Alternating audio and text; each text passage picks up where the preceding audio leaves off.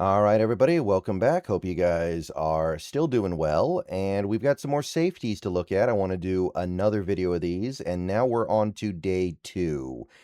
And day two has quite a few likely safeties, quite a few guys that are likely going to go somewhere in that round two, round three window. And mostly they're loaded into the third round, but we do have one second round guy who we're going to lead off with. It's AJ Haulcy of LSU. He is the one guy that the aggregate currently has as a second round pick, 22 years old. He's not tall or anything. He's under 6 feet tall, but he is actually pretty heavy, so he's stout. Length is not great, but it's not terrible either. He tested not terribly well. You can see that most of the big boards, we've got some seconds, we've got some thirds. The aggregate has him in the late second. That seems to be about where he's going to land. 160, 170 or so tackles over the last 2 years, 8 interceptions, which is really impressive. And it's not like he gets targeted that much to make those interceptions, by the way. So really good PFF grades. Halsley's been good for LSU for sure. But the main thing with Halsley is that he's going to be excellent as a run defender. He's like an extra linebacker on the field. He's meant to be a box safety, but he can also come up from depth a little bit and play against the run. That's going to be his main strength. He's a cerebral player as well. He knows how to read a play and get into the right position to do something about the play. He's shown the ability to play deep. It's obviously not nearly as good as his run support, but I do think that there is a little bit more there than just a pure box safety. He understands how to manage things when he's in zone. He understands how to watch things and monitor the play and go to where he needs to go. And the takeaways are pretty staggering. Like, we're talking about 8 interceptions over 2 years when he's been targeted, like, what are we talking about here? 63 times? And it's not like he's necessarily known as some amazing coverage player necessarily, but the interceptions pop out. That might be more than any other safety we look at this year. I'm not sure about that, but it may be. So the issues with Halsley are the lack of speed. He's not as fast, and there are some safeties in this class that are really fast, so it stands out. He's not a great tackler, which I know sounds weird because I've been praising his run defense, but it's the ability to get to where he's trying to get to, and then the actual ability to tackle. It's not the best. It's not terrible, but he does lack length a little bit. And I don't know how much better it's going to get. It's going to get somewhat better, but not a ton better. He can overrun a play and get caught out of position pretty easily. He is a little over aggressive. So you're going to have to temper some of those things, in my opinion, anyway. And his change of direction skills are not there, so I don't think he's going to be very good in man coverage. I don't see him being a great man cover safety. So asking him to be a nickel corner, I don't know about that. So overall, he's a little bit physically limited, I think. He's not he's not a great athlete, but his effort and his aggression and his willingness to get his jersey dirty against the run and his understanding of how to play zone, like he's a smart player. I like him a lot.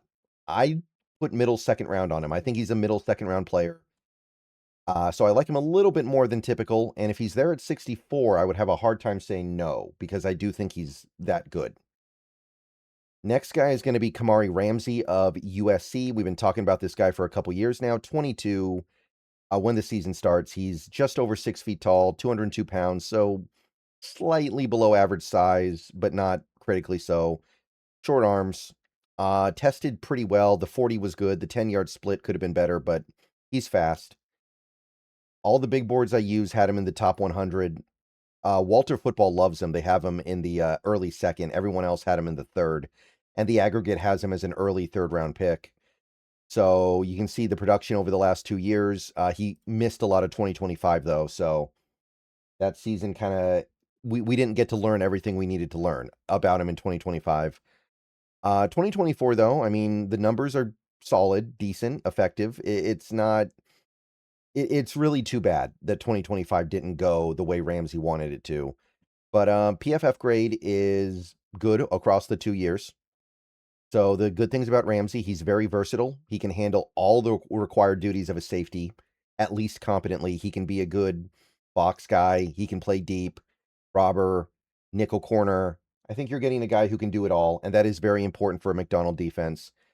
He's aggressive, but controlled when he comes up to defend the run. He's very good at making sure that he's not over the top aggressive.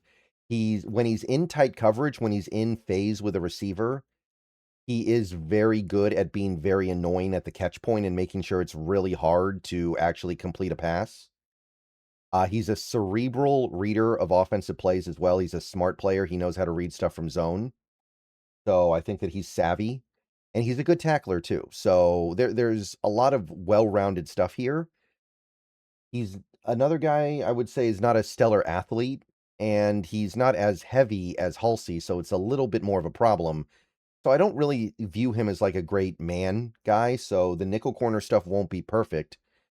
He needs to be a little more urgent, I think. I do think that he needs to be a little bit more urgent when he's moving across the field. The injuries are a problem, and we do have to put a little bit of a red flag there, and we haven't seen big ball production. He's got 1 pick and 7 passes defensed over the last 2 years. So the injuries are the main thing for me here. This would probably be a second-round guy if not for the injuries. If you can get past the injury stuff, I think that he's very versatile and can do most things. Maybe he won't be able to do man coverage, but he'll be able to do most things you want a safety to do. So I'd go back at the second.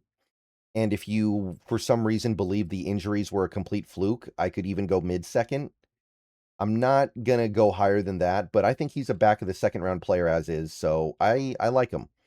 As far as safeties go, in this class, pretty strong.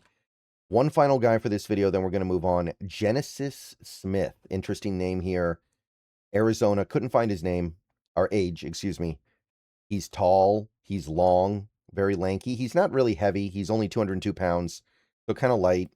Small hands too. Sub 9 inches. He's very explosive. He vert jumped out the building at the combine. 20-yard shuttle was okay as well, which actually for a tall guy who's lanky, that's pretty solid. But the big boards that I use, the ones that had him in the third, except CBS had him in the second. The aggregate had him in the third. And you take a look at the numbers over the last 2 years, 140 tackles, 6.5 for loss, 4 picks, pretty good ball production, 14 passes defensed. Only got targeted 23 times last year, which is actually really good. I know he's a safety, but that's still good. 80 PFF grade. So the thing that stands out with Genesis Smith is his coverage. He's a ball magnet. The ball finds him. He's got good ball production. He should be one of those Quandre Diggs type safeties in the NFL. He's a brilliant play reader. He understands how to follow the eyes of the quarterback, really understands how to try to piece together where the play is going and go to where it's going based on reading the quarterback. He goes after the ball like he's a wide receiver, and you see those ball skills a lot. He does find ways to be physical, but he does it in a way that isn't going to draw a lot of flags. He's kind of sneakily physical in coverage, and the size and length is pretty appealing. And that size and length is one thing to keep in mind here, because the issue with Genesis Smith is that he's a poor tackler. He does not tackle well. He's a non-factor in run support. He doesn't seem to have a good grasp of angles when he tries to come up against the run. He overruns, he underruns, he's in bad position all the time. The upshot is that that is fixable, and he has the size and length to be a good tackler, so maybe he can improve. Maybe. Maybe he doesn't. You're going to have to learn the hard way. If a savvy quarterback that knows how to like trick a defensive back with his eyes can definitely bait him, and he doesn't have the movement skills I think that you want for man. He's not quick enough to change direction stuff. He's a little too long. So this is typically not a Mike McDonald safety in my mind, because his use case is a little more narrow. He's more of a Quandre Diggs type. He's a cover guy that you don't really want making a lot of tackles and getting in run support. It doesn't make him bad, though. I mean, Mike McDonald got good stuff out of Geno Stone at one point in Geno Stone's career, so it's not like it's unfathomable. So I think he should be a late third-round pick. I think that's about right. I'd personally prefer not to take him because I want a safety that can do more.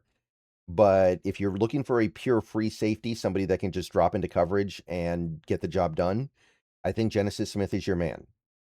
All right, so that's it for this video. We're into the third round guys now, obviously, and we're going to finish up the day 2 guys probably tomorrow and then swing into day 3. Let me know what you guys think so far. I will see you guys soon. Go Hawks. Everyone have a great rest of your day. And we're moving on through the safeties. Probably another video later, but we will see.